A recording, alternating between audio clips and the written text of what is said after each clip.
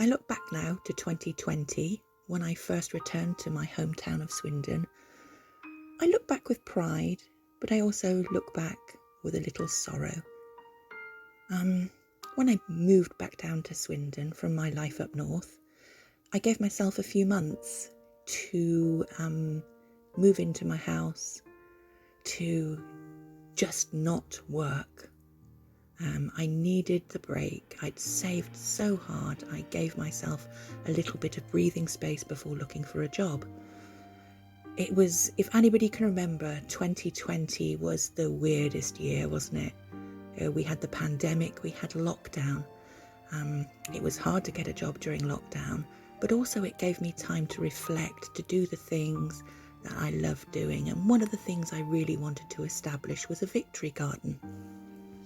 And I did, single-handedly, at 54 years old, with a bad back.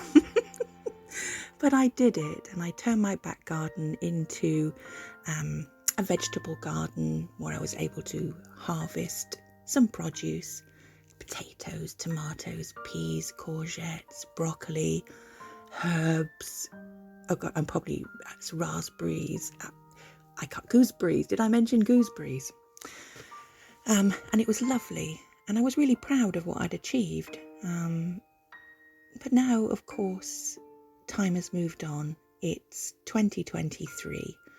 I've been working full-time since the summer of 2020.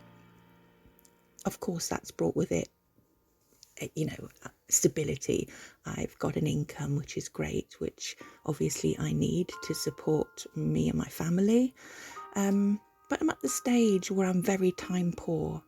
I work 8 hours a day. I commute on foot every day. It takes me at least an hour to walk there and back to work. I also have to give one-on-one support to my youngest. And then of course chores on top and day-to-day things. I really am very time poor indeed, and weekends I use to catch up with all the things that I can't do during the week. Consequently, despite my best wishes and my fantasies and wanting to do it, the victory garden this year just didn't really happen.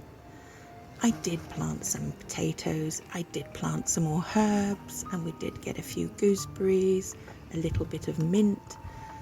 But when I look at the garden now, it really looks a sorry state of affairs. I just haven't had the time. And I think anybody who works full-time and who has a lot of other commitments, you probably find the same, but you beat yourself up about it, don't you? You look back at what you achieved earlier on, and then you compare, which is, and somebody said comparison is the thief of joy, I think the phrase is, and it's so true.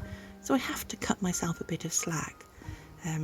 So I'm glad I've got some potatoes, I'm glad I've got a small harvest, but wouldn't it just be wonderful to have that time back again to be in the garden and create and grow.